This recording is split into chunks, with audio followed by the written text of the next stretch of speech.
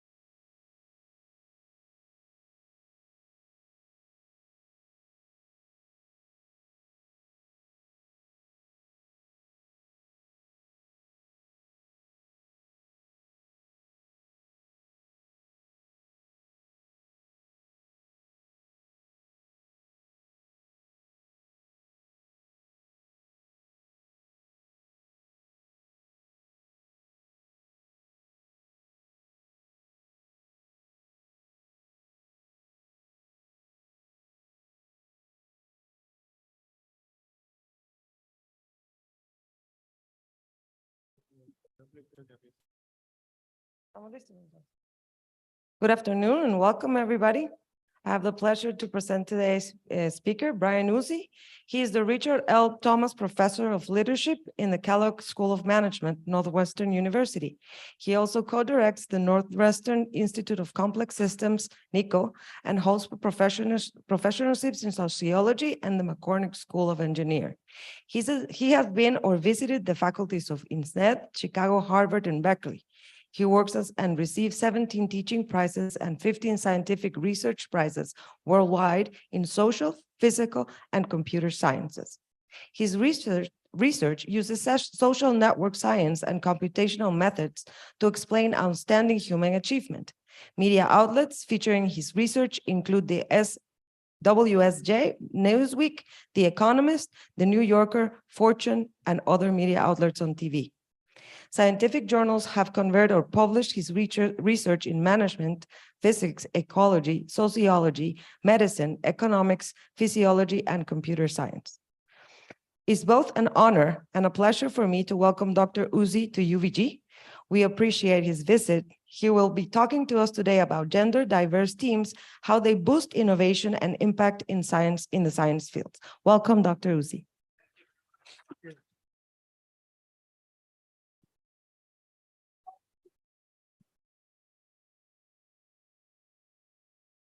Thank you for all the hospitality you've shown.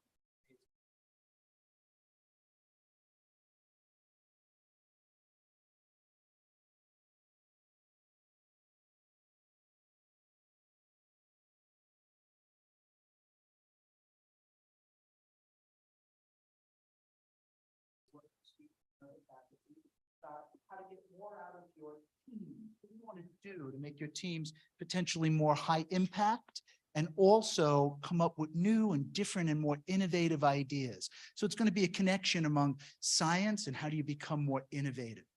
The second part of the talk, I'd like to focus on students in the room and what you might begin to do now if you're looking for a career in science that could help you get the best job possible upon graduation, based on the kind of networks you form here in the program while you're going through it. So let me move on to the first talk that I'd like to do. And I don't see the talk anymore. Where did it go? There it is. All right, fantastic. Okay, so first thing I want to talk about is teams in science. And I want to talk about what we're calling gender diverse teams. These are teams that are made up of both men and women. Why do we want to study this? Well, I'm going to share with you in a moment some research that goes on to show that, one, there's been a tremendous amount of teamwork in science. So people have moved from doing work alone at the workbench to working in teams. And you see this across all branches of science. And there's also many more women in science today. And so there's a mixture of teams and a new demography of science where science is made up of more and more women. Now, there have been a lot of studies about gender in science, but most of those studies have focused on individually comparing a male scientist to a female scientist, overlooking the effect of women on teams. So let me talk a little bit about that. I'm really interested in the gender composition of teams and how it's linked to innovation and impact. What's the background story on this? Well, there's basically two trends that have gone on in science that have not been brought together and investigated for how they're affecting science and innovation. One is teamwork in science, and the other is gender in science. First thing you got to know about teamwork in science is science today is completely dominated by teams. If you went back to 1950, most work by scientists were done by individuals working alone at the workbench. Today, almost everything is done in teams. In fact, in engineering, 90% of all science comes from teams. So teams really dominate how science is created. At the same time, science has become more and more and more narrow and specialized. That means when people look at a problem, they're looking at a very tiny slice of it. So if we were to go back to 1950, for instance, there'd be one scientific discipline that would study the human heart. Today, there's over a dozen. One specialty just studies one valve in the heart. Another specialty only studies the electromagnetic pulses in the heart. Another specialization only studies individual veins and arteries. We're all very narrowly focused. So if you really want to address a problem and you want to look at it more panoramically, you also need teams to bring together specialties that can solve a problem more broadly. Another problem that is another trend, in science is that we all know that diversity can have many positive impacts on teamwork, but it can also cause more process losses. More conflict could come about because of diversity, differences of opinion, which can slow the process down. So whether teams in science are making a positive impact becomes an important question, particularly when it's mixed with another trend. And that other trend is the growing number of women in science. In medical fields today, there are almost 50-50 men and women in science in medical fields today. In areas like psychology, there are more women going into the psychological sciences than there are men today. So women are increasingly coming into science, and we don't have a sense of how that mixes with teams and affects outcomes about science. And most of the studies about gender in science have really been about comparing men and women's performances as individual. Take one man, compare it to one woman, and how do they do? They haven't looked at the collaboration of men and women and whether that gives us more than looking at men and women individually. That's part of what we want to look at as well. And then finally, studies that have really looked at the link between team gender diversity in science are surprisingly rare. There's literally 2, and if you're really generous, 3. So what we wanted to do was to delve into this problem. What is going on when you start to look at science? You say teams dominate, there's more women in science. If you put those 2 things together, what is it doing to change the outcome of science? Are we getting more innovative and higher impact science from it? The way we're going to do this is we're going to do a massive study. We're going to go into a database that allows us to go back and look at every paper published in science over the last 20 years. There's 26 million papers. For each of those papers, we're going to look at whether they're written only by men, only by women, or a mixture of men and women. And then we're going to look for correlations between mixtures of men and women on a team and the impact that those papers have relative to similar teams that are made up of only men or only women. Key findings are that mixed gender teams have an enormously powerful and positive impact on science. They publish papers that are more highly cited and more highly innovative. And by innovative, I mean they tend to put ideas together that hadn't been put together before. And it's that mixture of things that hadn't been looked at earlier, but now are seen to be connected to one another is where you tend to get explosions and answers to the biggest problems and grand challenges we have. So that's very important. Also, this link between mixed gender teams and performance increases the more balanced the team is in terms of gender. So a team that is made up of 6 people and 3 are men and 3 are women do better than a mixed gender team that's made up of 2 women and 4 men, or 4 women and 2 men.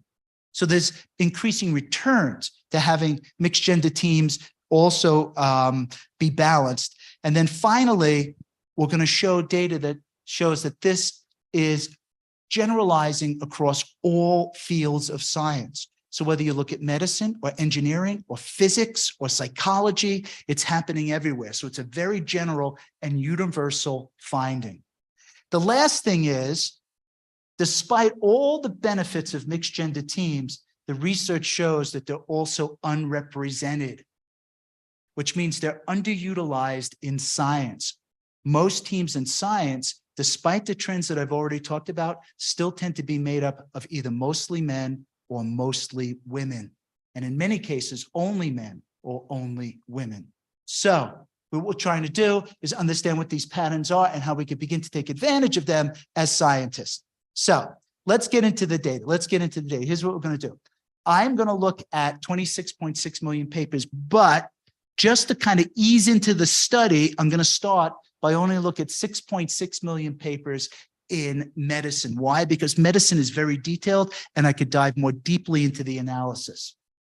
It's going to be 15,000 journals, 3.2 million women, over 4 million men. It's going to be over a 20-year period. And then I'm going to extend it to 18 more disciplines and 20 million more papers. We're trying to identify facts. Here's what we're going to do. We're going to go into each one of these papers and we're going to code the authors of the papers for their gender using an algorithm. This algorithm has been used in lots of other studies, tends to have very high accuracy, although it only looks at binary gender.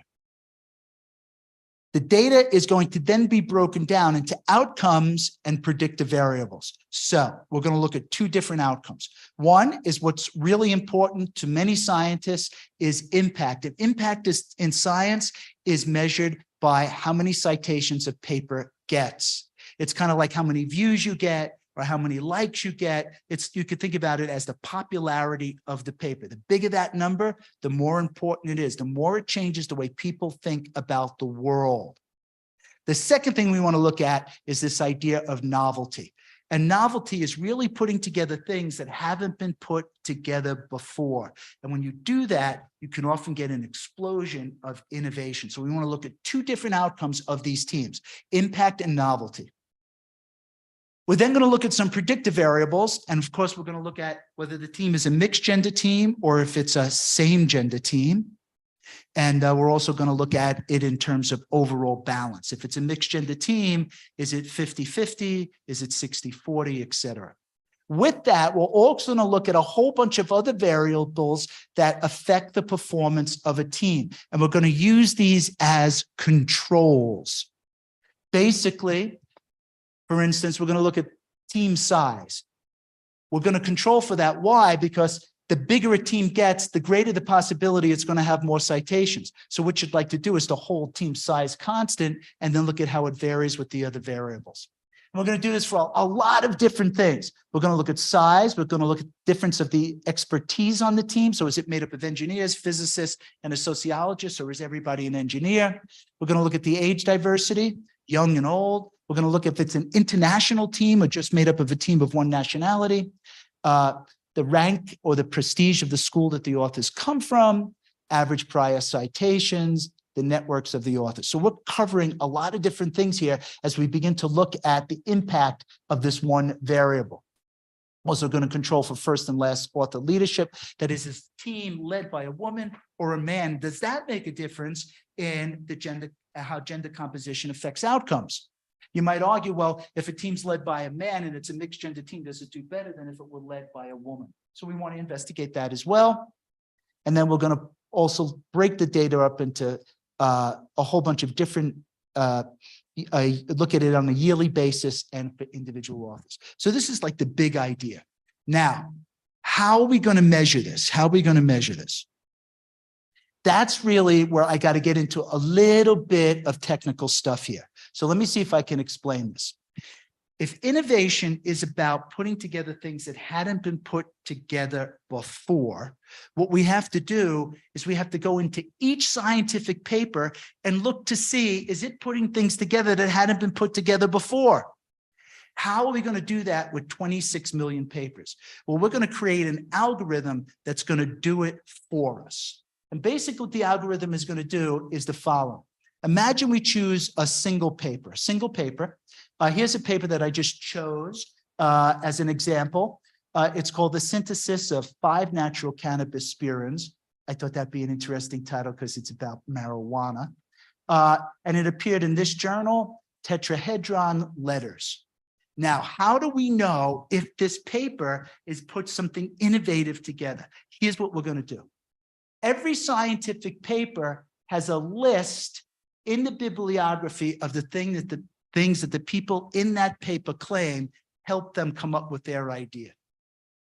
And what we're going to do is we're going to look to see, are they putting together information from the past that hadn't been put together before?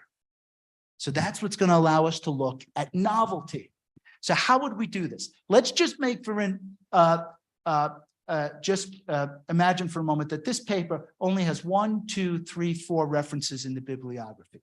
We're going to go to the first paper, and we're gonna look to see how often does this paper appear with this paper? Or how often does this journal appear with this journal? So how would you know if that's putting things together that hadn't been put together before? Well, if this journal and this journal appear together prior to this paper 500 times, it's probably not very novel. If it occurs only 100 times, maybe it's a little novel. If it occurs only 10 times, it's probably novel. So we're going to count that up. And then we're going to do the same thing here. We're going to count up this pairwise relationship to see how often that occurs together. And we're going to do it for every reference in the paper. So all we're doing is counting. Now what we have to do is we have to figure out, is 100 pairs a big number or a small number? How would you know? So that's where things get a little technical and we build this giant algorithm. So basically what we're going to do is, remember, we've got over 15,000 journals. We're going to take what actually happens in real life, the observed relationships, and then we're just going to mix everything together at random. And when you mix everything together at random, that gives you a sense of how much things would pair together just by knowing how many papers had been written together in that journal or the size of the journal. So it gives us a baseline. Once we do that, we can then create something called a Z-score. How many people here are familiar with a Z-score?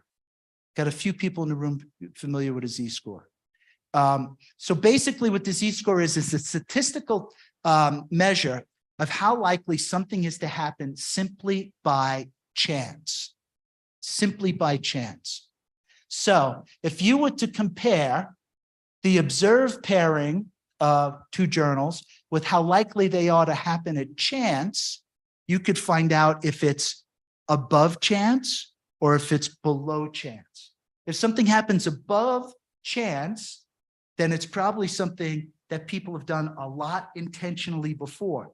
If it happens less than chance, it's probably novel. That's the basic idea. So here's a simple table. If I go back to that paper about cannabis, here are two journals that are cited in the reference section. These two journals, by the time that paper gets published, are cited over 5,000 times together previously. They're cited a lot. These two are cited over 1,000 times. These two are cited hundreds of times. Same here. But these journals are cited much less. So take a look at this one. This has only been paired together 16 times previously, which means that's probably a novel idea being put together. So we then get the expected frequency just at random, and then we could collect this statistic. And when we do, we know that everything above this value of 0 is not a novel pairing, but these are novel pairings. And we code every paper for that. It's a little bit like if you were going to do a recipe. And imagine in the recipe you had eggs and milk. Eggs and milk probably appeared together a lot in previous recipes because eggs and milk go into a lot of different things. So if you put them together, it's not making your recipe really very novel. But let's say you were to pair pickles and milk. Well, pickles and milk is probably a pretty rare combination, and that's what we're trying to figure out. Once we have that, we can then measure every paper's novelty. So this is what's going on in the background if you care about novelty. Novelty is all about putting unusual things together. Biggest innovations we know about that have occurred on the planet were a lot about putting things together that never been put together before. So how many people here are familiar with a printing press? Printing press. Maybe the biggest innovation ever on the planet. Why? Because it allowed us to put things in print. And what a printing press did is it put two very different things together. It put together movable type with a wine press. And once you put those two things together, you have something that didn't exist before. And that's what we're really interested in finding. So that's the background on this. This is just a whole lot of what this looks like in the background of the computer. And then we also used a very simple measure just to make sure that we weren't making things too complicated. So we had another backup measure to look at whether a paper was novel or not. And that was basically looking at how many different disciplines are part of the paper. That's what we're doing here. Now, let's get to the fun stuff and start looking at the findings. So here we go.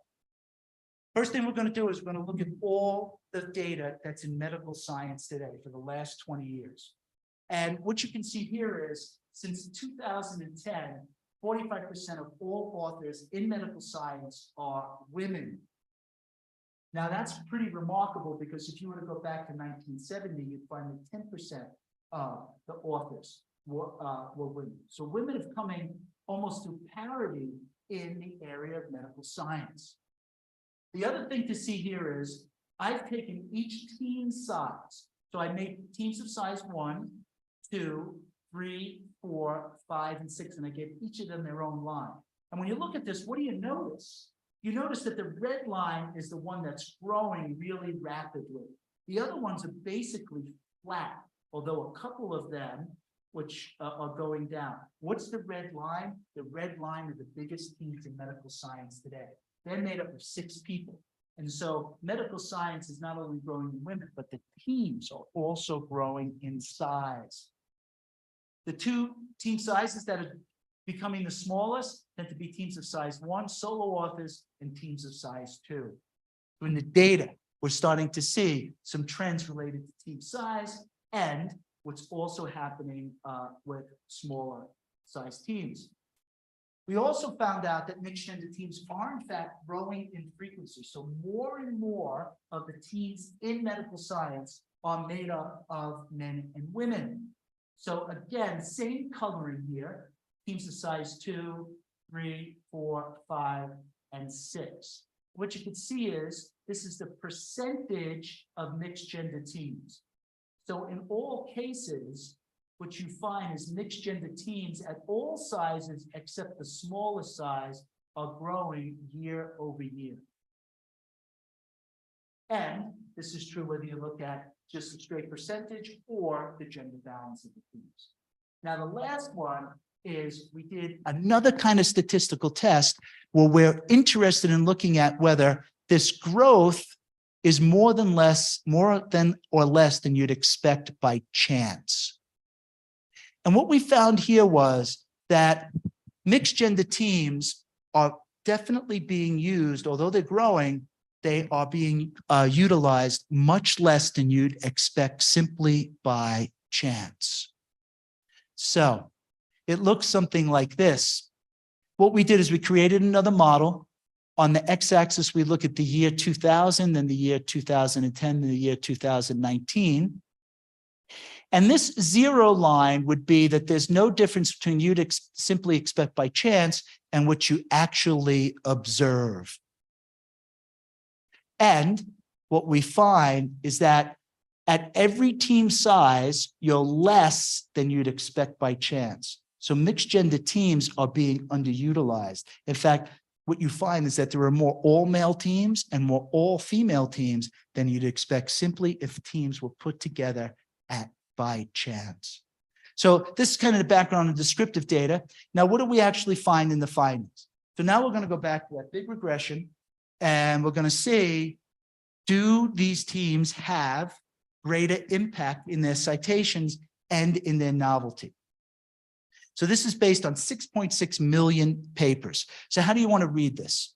So the red line is mixed gender teams. The black line is same gender teams. On the y-axis is the probability that the paper is novel, that it's putting together different ideas, the essence of innovation. And here we break it up to teams of different sizes. So small teams all the way over to large teams. What you can see is that at every level of team size, mixed gender teams produce more novel outcomes than do same gender teams. And if you look here, diverse gender teams are more novel at every team size, And for the largest size team in medical science, which is the one that's been growing the most and is now the modal size, you get 9% lift of mixed gender teams over same gender teams. Another way for me to say this is you'd have to get a same gender team to be twice as big as a mixed gender team to hit the same level of novelty in the ideas they produce. What that means is if you had a team that was a mixed gender team of 3 people, they're just as likely to come up with a novel idea as if you had 6 people of all men or all female teams. So these mixed gender teams are having a very powerful effect on novelty. They are, in fact, bringing together different ideas. Over here, we decided to look at whether the paper goes on to be a hit, that is, influences other people's thinking after it's published. And we're going to do the same thing. We're going to do the probability of a hit, and we're going to do it at different team sizes. This dotted line, the dashed line here, is what you'd expect a hit to be out of every 100. So out of every 100 papers, 5% are going to be hits. So anything above this line tells you what team size is doing to increase your hit of having a paper. But again, just like here, what you find is that the red line is always over the black line. That means mixed gender teams are always more likely to make a hit paper. And for the largest size team, they're over 2 times more likely to have a hit paper than a team simply chosen at random. So it's a very powerful effect. So if you just think about what is how a team is organized, the mixed gender effect can get you so much more. And keep in mind that it's being underutilized today, which means a lot of potential advances in science and innovation are being lost simply because we are underutilizing the mixed gender teams. Now, I want to go another step and I want to look at the universality of this. So here's what we're going to do. One of the things about medical science is that each of the areas of medical science are actually very different from one another. So we think about medicine, but someone who does works on the heart has very different skills, writes very different papers than someone who works on the brain or someone who does anesthesiology. And what we wanted to know was, if we were to look at all these different fields that are so different in their backgrounds and the type of people who go into them, would we still find that the mixed gender team effect winds up having the powerful outcome that we've seen so far? So what we're going to do is we're going to break down medical science into its 43 subfields. And then we're going to run the same analysis I just showed you for the entire medical field, 43 different times for each subfield. And if we have found something that generalizes and is universal, we would expect the same pattern to exist over the majority of these 43 separate subfields. So here's what we do. Again, we're going to go, 45 medical subfields. And we're going to look at novelty again, and we're going to look at impact. And the way this is set up is this 0 line says that there's no difference between the mixed gender team and the same gender team. Anything above that line tells you that the mixed gender teams have a higher probability of more novelty. So if you look at this, what you'll see here is there is very consistently more dark green significant differences between mixed gender teams and same gender teams above the dotted line. Now, that becomes even more important when I tell you how this is organized. What we did is we looked at the medical fields that have the largest number of practitioners, that is, authors doing research in that area. So this is like a really big field like cardiology, and this is a really small field way down here. And what you can see is the vast number, the majority of subfields do in fact have the same exact pattern. There's a universality here, and it only really weakens when you get to very small fields with only a small amount of papers written each year. If we then look at the same thing, now we're looking at impact and the citation impact, we find again that mixed gender teams dominate in the production of important knowledge. Again, sorting from the biggest to the smallest fields, we see here that science, you're much more likely to have that hit paper that drives science if the team is mixed gender than if it is same gender. So very powerful in terms of understanding what's happening across within medical science. Now what we're going to do is I want to show you the last piece. We go into 20 million more papers. These 20 million more papers come from physics, chemistry, engineering, biology, sociology, psychology, economics. And we're going to run all the same analyses I've just shown you for those other 18 different fields. And what we want to know is, does the same pattern persist? So we do that, and here's what the results show. We're going to look at 20 this is a misprint, 20 more million papers, 30 million more authors. And what we find is very similar patterns once we do that. So again, the red line is above the black line in either looking at the novelty or the impact of the paper. And again, you get these large multiplier effects. In fields outside of medicine, you're still likely to get the same juice out of a team of 3 people made up, and when it's mixed gender, than you would a team of 6 people of the same gender. If we look at it in terms of citation impact, again, what you find is that you almost have twice the likelihood of having that hit paper if you have a mixed gender team than a same gender team. If you take this now, what do you want to walk away with? What do you want to walk away with? So much of what we do is in teams today, and how we organize them makes a difference along lines of gender.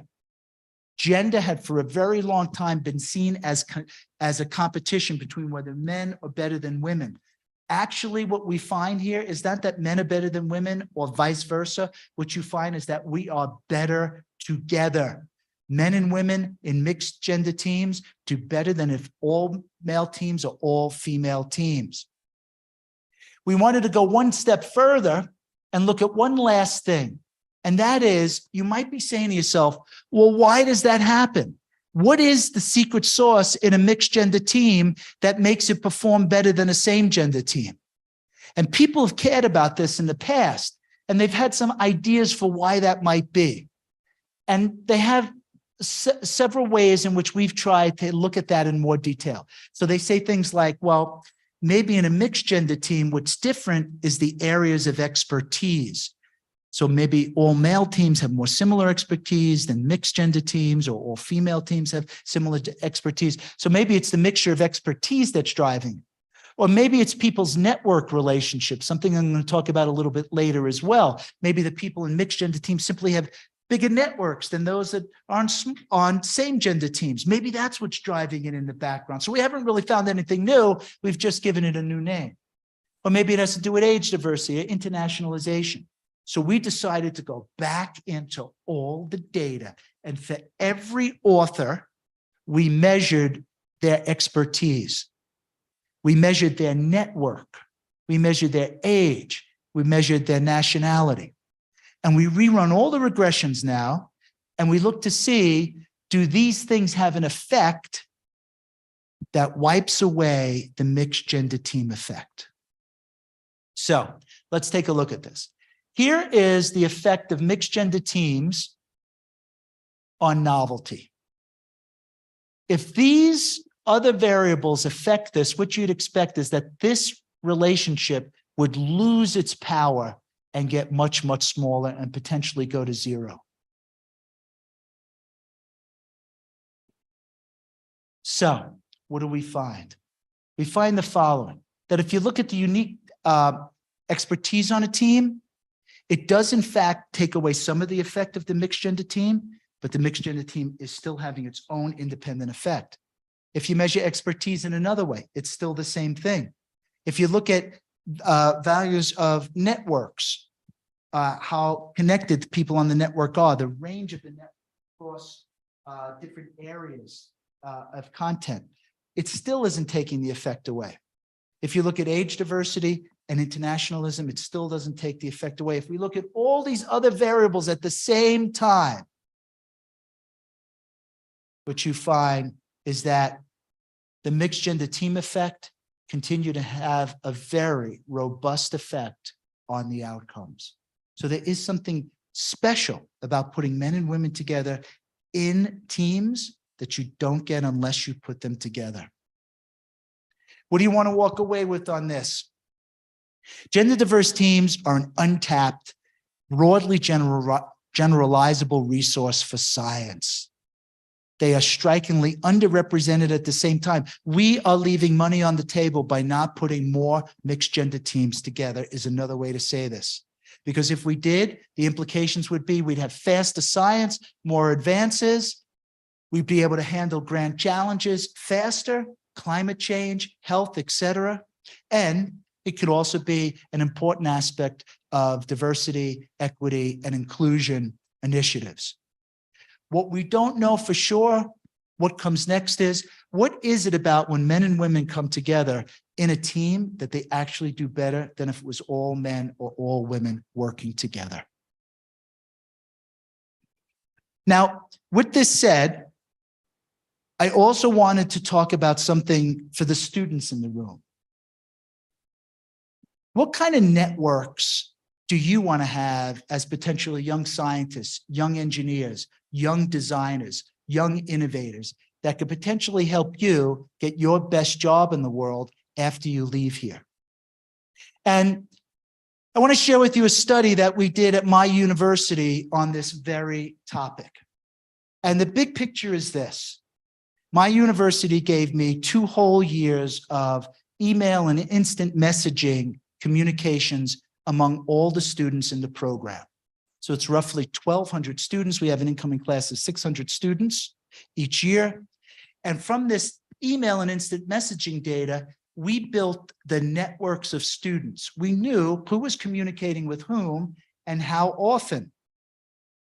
And this was done at a time when the school insisted that they used our email and our instant messaging platforms. So we're capturing all the interactions among the students. And we then wanted to see what kinds of networks are correlated with students getting their best jobs in life. And the way we went about doing this is in the following way. We cared about men and women placing well because everybody in the program gets ranked in terms of their placement. And this placement is within a particular industry. So if you go into finance, you have a ranking within finance. If you go into tech, you get a ranking within tech. And we cared about what kind of networks in the program make a difference for when students graduate. Now, why did we want to focus so much on networks? Because at my university, when you look at the students on paper, they almost all look like twins. They all have, they're all in the top 5% of test scores. They're all in the top 5% of undergraduate GPAs. They all have done spectacular things in their life. So on paper, they all look, in terms of hard quantitative measures, like twins, which means what they do in the program is the thing that can ultimately affect how they get placed outside the program. And here's what we found. We're going to find that both men and women need something called centrality in a network. Centrality in a network basically means someone who is well connected. They have lots of contacts. Men and women both do well with that. However, high-placing women need more than centrality to do well. They often need an inner circle of contacts made up of other women. And these inner circle is also very diverse. And what do I mean by that? Although they're connected with an inner circle of other women, the women they're connected to don't share third parties in common. So each person they connect to also is connected to a whole set of other people, which allows them to mix a lot of important information about the market. Why does that matter? Why does that matter? There's basically 2 ways the network becomes important when you're job hunting. One is your network helps you search for public information. Who's hiring, where, Who have they hired in the past few years? What are the salaries, so on and so forth.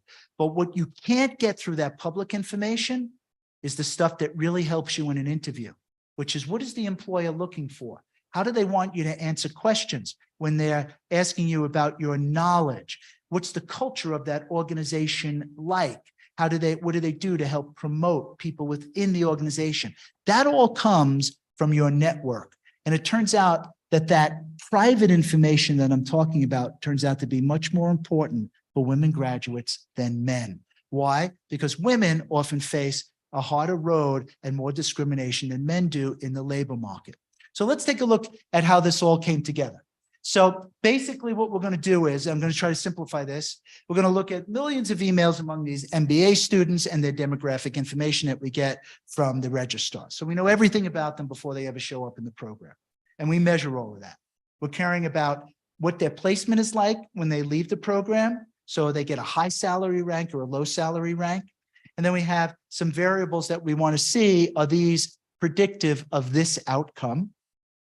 And a bunch of controls. So, what's their entrance exam, their GPA, their work experience, their industry, academic major, what country they come from, and a bunch of other things. Now, let me share with you what these network variables look like so you could have a picture in your mind as you're thinking about your network. And then we'll do the analysis. So the first thing is this centrality measure. And centrality is about how well you are connected to other people in the program.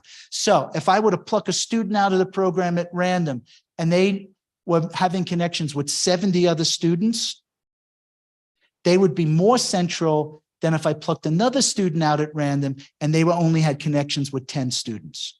So centrality is about number of contacts, your network size. And it looks something like this. Low centrality is, this is you in the center and the people that you're connected to.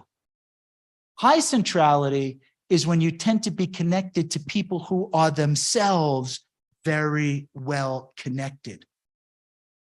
So let that sink in. High centrality is when you're connected not to a lot of other people, but you're connected to other people who themselves are highly central. Why does that make a difference? Because if you're connected to someone who's also central, you're able to get some of the knowledge that they're picking up from their contacts and they share it with you as well. So there's a multiplier effect. So that's centrality. And we're going to contrast people with low and high centrality. There's another thing that makes information important in a network, because if you need information, you care about the give and take. How much information are you giving one person and how much information are they giving back to you? So if you're sharing a lot of information about, what your experiences have been in finance to help someone who's looking for a job in finance, are they also giving you a lot of information back if you want to go into high tech and they're in high tech? This is called communication equality. And it looks something like this. Let's just say this is a person that I'm looking at in the program. I pull them out at random and they only have 3 contacts to keep things simple. So here's the person that got 3 contacts. They're represented by the blue circles. Here, you've got an imbalance, as I'm trying to diagram this out, between this person and this person. This person is giving more to them than they get back. So there's an imbalance. It's not equality. That they're also giving more to this person than they're giving back. It's also an inequality. But this person and this person tend to have a lot of equality. The amount of time and information they give to each other is about equal. This person has 2 contacts that are equal and 1 contact that's an imbalance. So if you were to summarize and add up all the contacts here, what you'd find is this person's got a lot of inequality in their communication, but this person has a lot of equality in their communication. So we want to contrast people who have this in their network versus this. Finally, what we want to look at is percentage of same gender contacts for some of the reasons we've already talked about. And what you can have is you could have a majority of different gender, or you could have a majority of the same gender. So if you're a man, a majority of the same gender means that most of your contacts are men. If you're a woman, it means that most of your contacts are a woman. So we're going to take all of this and we're going to see, given how we believe this can influence someone's outcomes, if it actually does. So here's what we do. We're going to put together this equation, and then we're going to run a regression. How do you want to look at this? So these are all the variables that I just talked about. Remember, network centrality, communication equality, same gender or not, that's what homophily refers to, and some interaction between these two. And then here are their control variables: entrance exam scores, grade point average, work experience, sociability. Are they like involved in a lot of clubs and doing things outside the program? And then some things about if they're in STEM or not, their major, their country. So I'm trying to control for all this variation in the background that may be explaining the outcomes. How do you know which one of these things matter? Well, here's how you look. You go to the 0 line right here, and anything above 0 means it has a positive effect. Anything below 0 means it has a negative effect on getting your best job. So if we look at network centrality, for instance, I've got the male effect in blue and the female effect in red. And what you can see here is centrality matters for both men and women. If you look at communication equality, guess what? For men, it makes no difference whatsoever. So if men have a network where they're sharing a lot of information with one person, but very little with others, it doesn't show up in terms of that relationship with placement. And I'll explain why that is in a moment, at least what we feel from our interviews. But for women, it does. And when women have inequality, they do worse. What about the percentage of men and women you have in your network? Again, for men, it makes no difference. But when women have few other women contacts, they do worse. And then finally, if you put the two together, what you find is that what women really need is they need a lot of women contacts, and they need good communication equality to do well. This looks something like this if I put it into words. Men need centrality only. They want to be at the center of that hub. Why? Because for men, getting a best job is often based entirely on the public information. Who's hiring? Who did they hire last year? What kind of person are they looking for? And you don't need all the other private information. What we found is that women also need centrality, but they need this inner circle of mutually interdependent women contacts. Why? When we did interviews with the students after doing the research, what we found from women was, when you sit down and you're doing an interview with an employer, they might be asking you about, do you plan to have a child in the future?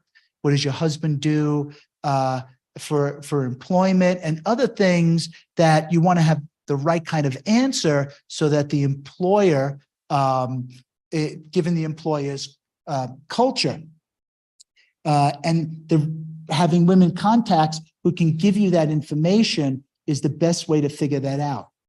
Why does it also have to be women? Because men don't face those kinds of questions, and therefore women who have contacts with men aren't getting the kind of private information they need. So if I put this up in a diagram, what does it look like? If you look at centrality, centrality has a really big effect, I'd say, for both men and women. Centrality is also related to diversity, so the more contacts you have, potentially, the more different people you're talking to. So centrality is good to have. What about communication equality? It turns out that only women need this in their networks when they're job hunting. And then finally, percentage of same gender. Again, women need more women, but there is a twist to this. If the women in a woman's network are connected to each other and it's a communication, the communication is equal, that's a good thing. Except if the connections that the woman has to the other women, all those women are also contacts of each other. And when you do that, then you're putting someone in a small bubble of information, something often referred to as an echo chamber. So that could become a trap that you have to watch out for.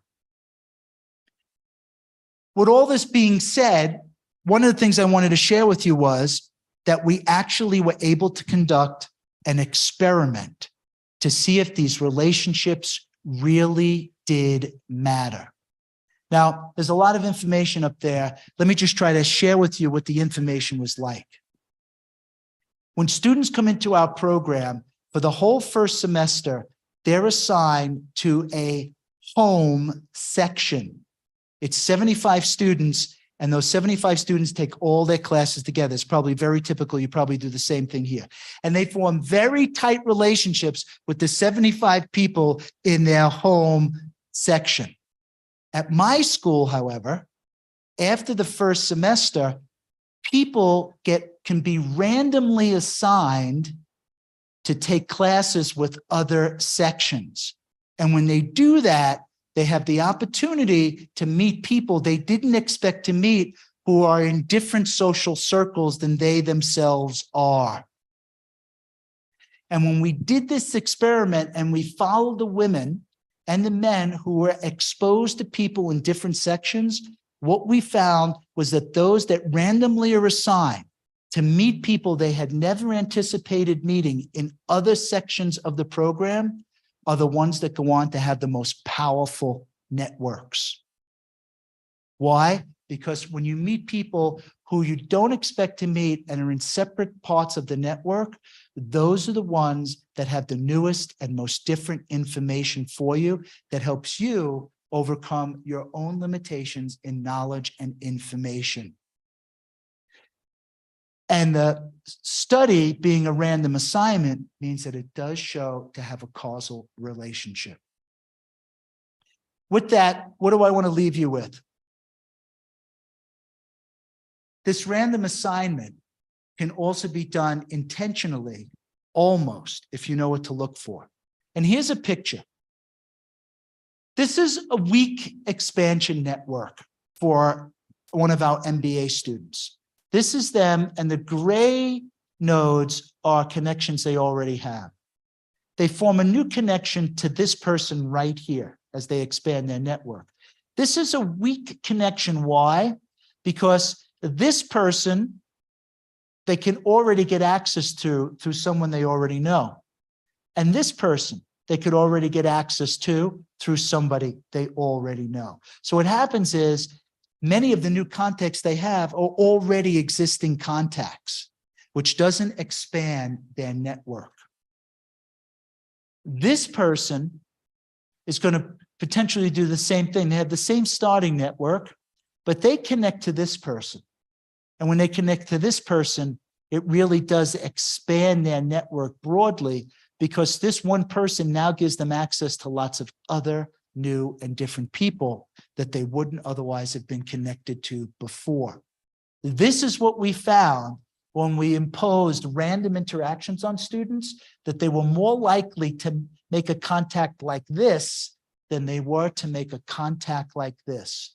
Why? Because typically what happens in the real world is friends of friends become friends of each other, and that tends to close people's networks, and it hurts them in finding their best jobs in life.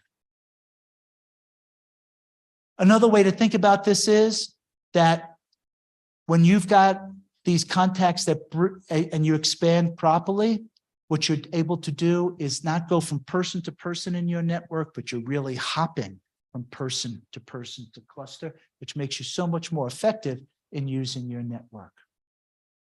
What's the summary here?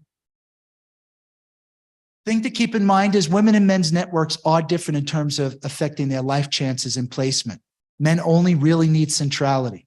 Women need centrality, but they also need that inner circle of other women that can supply them with that private information that helps them navigate the job market better. Inner circle also provides this depth of information that helps them manage the settings that they're in. With all of that, I'd like to say thank you very, very much for your time today. It's been a pleasure being able to share some of my work with all of you. Thank you. Thank you. Thank you. Thank you. Sure, absolutely. ¿Alguien quiere hacer una pregunta, comentario?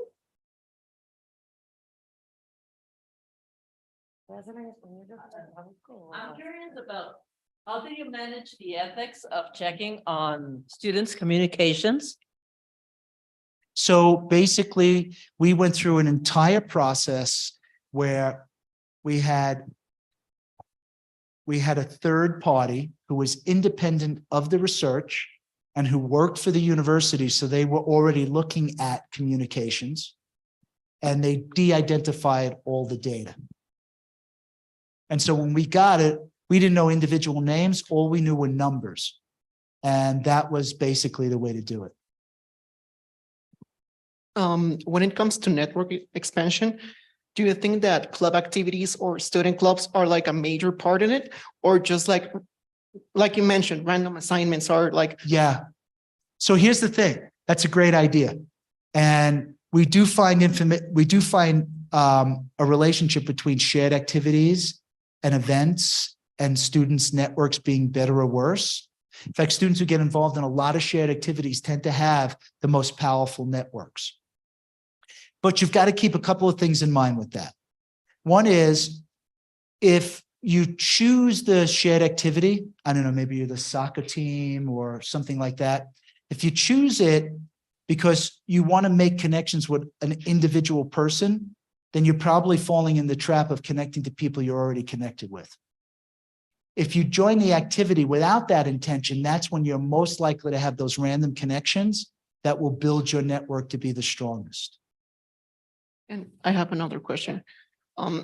You also mentioned when it comes to the generating mixed gender teams for science, I was wondering if you mentioned a lot about like the percentage by chance, those teams, being put together. What is your baseline for the chance? How do you measure that?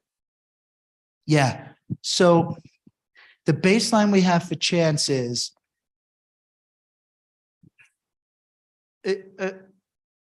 imagine you were going to go to a dance. No, it's not. No, I can't do that.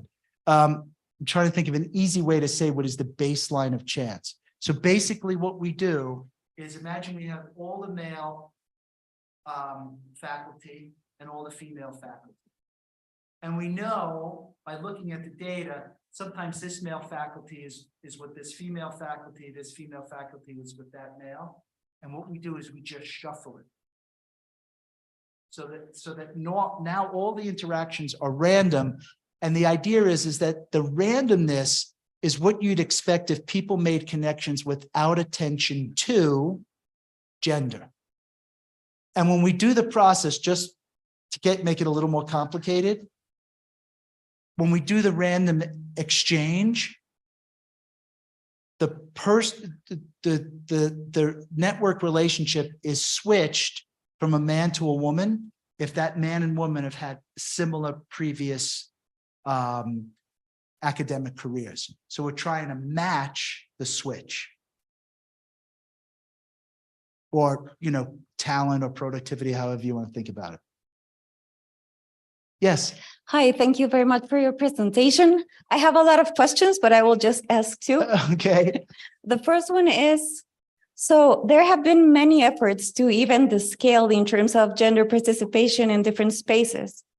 And one of those initiatives have been the quota system. So you need to have as many women or a certain number of women for every man, or even numbers. Mm-hmm.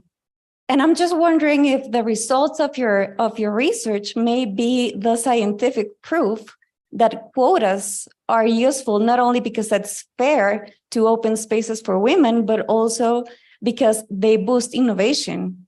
Yeah. And teams work better. Yeah. So I think that's a great question. I think quotas have a potential to do what you're talking about, but most of the data that I've looked at is setting quotas tends to have can work against diversifying networks. So what you see when you look at the data on quotas is, let's say you were to look at boards of directors of companies where they have quotas, and they say the quota has to be, you've got to have 20% women.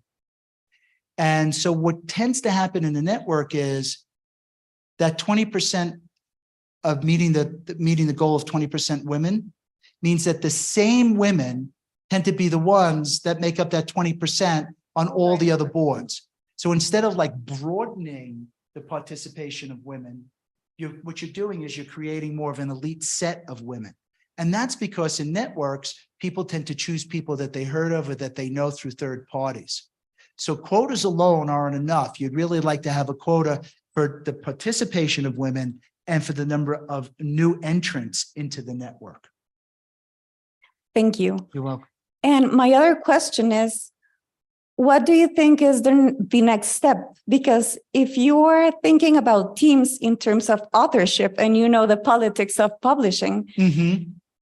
you cannot really know if the teams are actually teams or it's just, you know, one of the professors putting their name at the end of their PhD student's paper. Mm-hmm. So what would be the next step to understand how this diverse gender teams are working?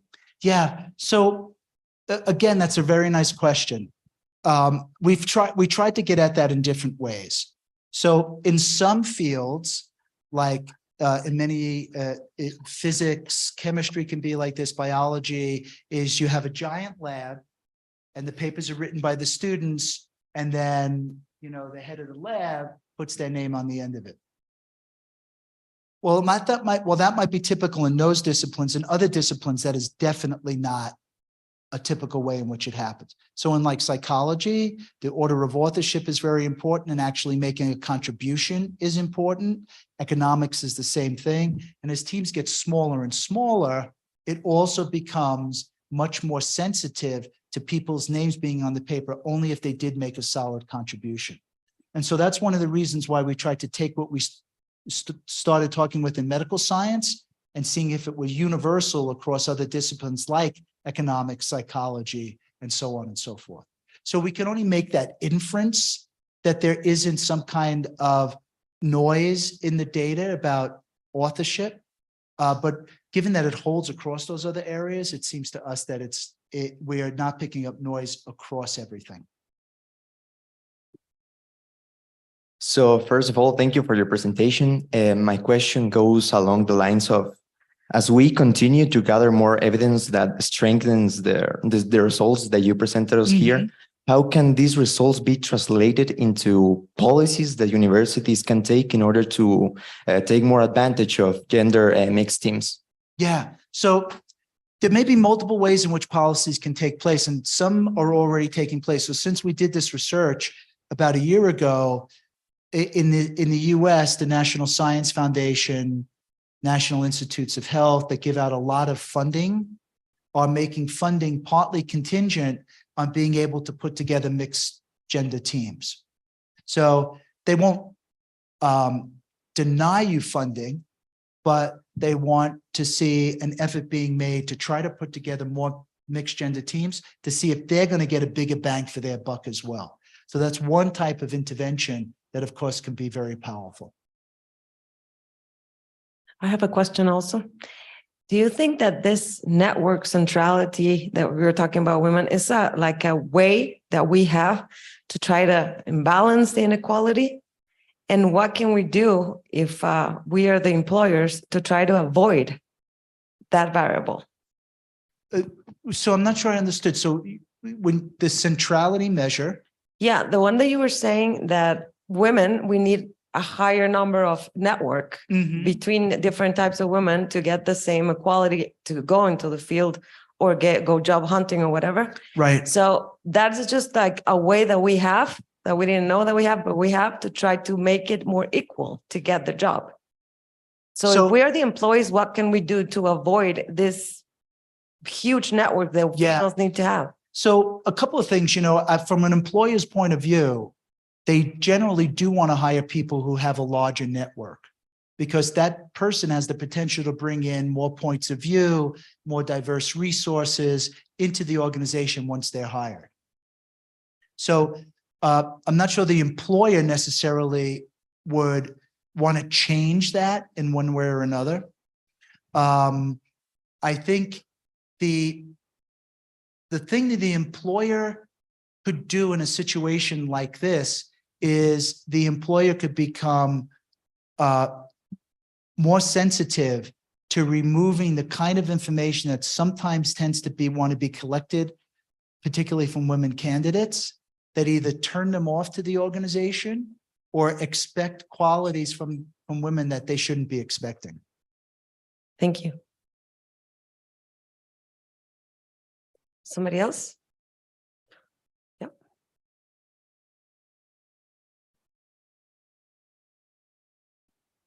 Do you think there's a way of measuring the qualitative aspects of the mixed gender contributions? Like, for example, do you think that you could measure whether women have different skill sets than men for solving problems, or different perspectives or anything like that? Because you have the facts, Yeah, but behind the facts, there's a big amount of qualitative information that could be used to stimulate those traits in people. yeah. So I don't have a solid information on that. Do I think it could be done? Yes. Some people are actually working on it. So there's a researcher named Anita Woolley who has been looking at mixed gender teams. And she's got this finding that in mixed gender teams, the presence of women relative to teams that are all men or all women tend to create more what she calls listening. And human beings learn more from listening than they do from speaking. So when you put same gender teams together, there's more talking and less listening. So that listening, she argues, is one of the mechanisms, kind of like on the ground, like a toe to toe, that allows mixed gender teams to learn more and have more opportunities to put different ideas together. Whether that's going to hold generally, I don't know. She does find it in some of the experiments that she does. Thank you very much. All Well, right. Thank you, everyone. Thank you big very round of much. applause. Thank you for sharing this. Thank you. Thank you. Thank you. We would like all of you to invite you to a little coffee and donuts in the plaza, so you can go there and we can network a little bit more. Thank you for coming.